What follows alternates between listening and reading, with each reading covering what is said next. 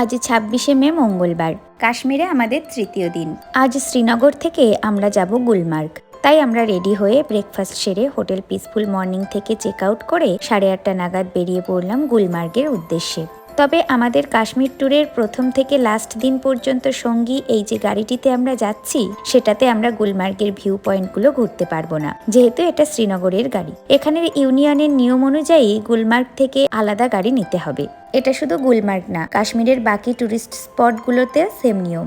যাই হোক, 9:40 নাগাদ গুলমার্গে পৌঁছে আমরাও অন্য একটা গাড়ি বুক করে 10টা নাগাদ পৌঁছাই আমাদের আজকের প্রথম ভিউ পয়েন্ট ডুরাং ওয়াটারফলে। অনেকদিন পর এই পাহাড়ি ঝর্ণার দেখা পেয়ে মনটা খুশিতে ভরে গেছিল, তাই এখানে আমরা সবাই কিছুক্ষণ সময় কাটালাম। তারপর এখান থেকে বেরিয়ে দুপুর 12টার দিকে পৌঁছাই এখানে সবুজে মোড়া ভ্যালিগুলোতে, যেখান থেকে ভিউগুলো ছিল অসাধারণ। তাই রিল বানানো, ফটো তোলা এইসব চলছিল।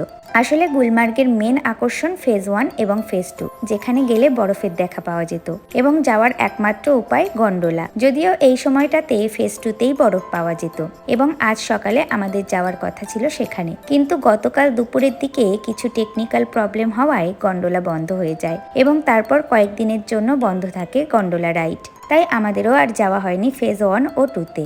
যদিও ভ্যালিগুলোতে ঘোরার পর আমরা এসেছিলাম গন্ডোলা রাইডের জায়গাটিতে। ওই যে দূরে এখনো আটকা পড়ে আছে গন্ডোলাগুলো। এরপর আমরা এখানের একটা ক্যাফেতে আসলাম কফি খেতে। আমি আর বাবা খেয়েছিলাম ক্যাপাচিনো, যেটা আমি এই প্রথমবার খেলাম, আর ওরা দুই ভাই বোন খেয়েছিল হেজেলনাট কোল্ড কফি। যাই হোক, কফি খেয়ে 1:40 নাগাদ এখান থেকে বেরিয়ে 2:20 নাগাদ পৌঁছালাম আর্মি মিউজিয়ামে।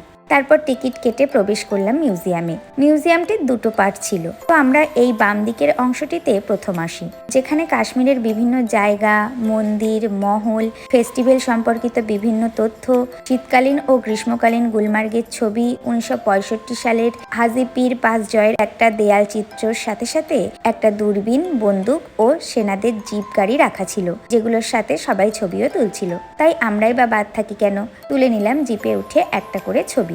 এরপর এলাম মিউজিয়ামের প্রধান অংশটিতে। এই অংশটিতে চিত্রিত ছিল কাশ্মীরের ইতিহাস সহ 1947-48 সাল, 1965 সাল ও 1971 সালের ইন্দো পাক ওয়ার এবং 1999 সালের কার্গিল ওয়ারে ভারতীয় সেনাবাহিনীর কৃতিত্ব সম্পর্কিত তথ্য।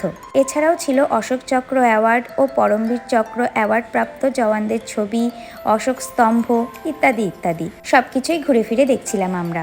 অর্ণবও আমাদেরকে সাহায্য করছিল অনেক কিছু জানতে। যাই হোক, এটাই ছিল আমাদের আজকের শেষ স্পট। এরপর আমরা আসি গুলমার্গের এই হোটেলটিতে।